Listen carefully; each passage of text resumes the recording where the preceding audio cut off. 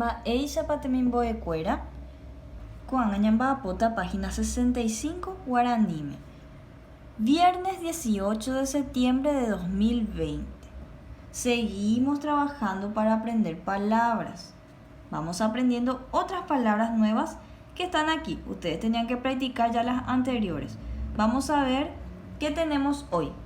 Vemos, por ejemplo, algunas cosas que son de la casa. Dice una cama. Cama es tupa. También se puede decir rupa. Vamos a decir tupa como está en el libro, pero se dice tupa. Colchón es colchón.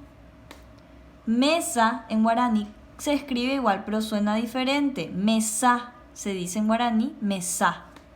Cubiertos, tembiporú, tembiporú. Silla es apuca. Casa, hoga. Escoba se dice tupusha, tupusha.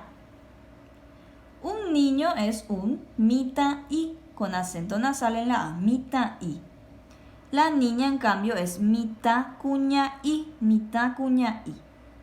Y un ropero es aoruru, aoruru.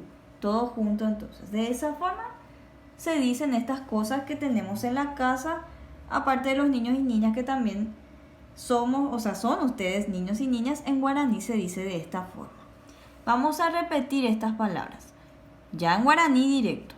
Tupá, colchón, mesa, apuca, tembiporú, tupusha, hoga, mitaí, mitacuñaí, aoruru.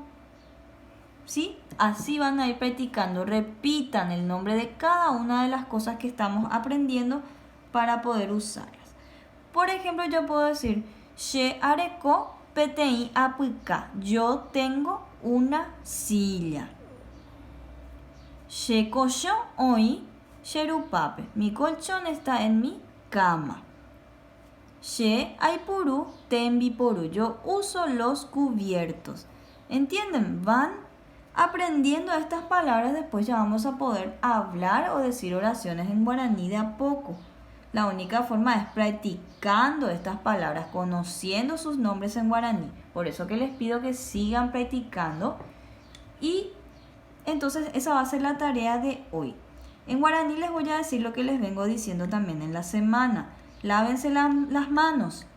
Entonces lávense las manos sería peyoje la pendepo, peyoje y pendepo, ¿sí? Y recuérdenle eso a sus familiares. Hasta ahí la tarea de hoy.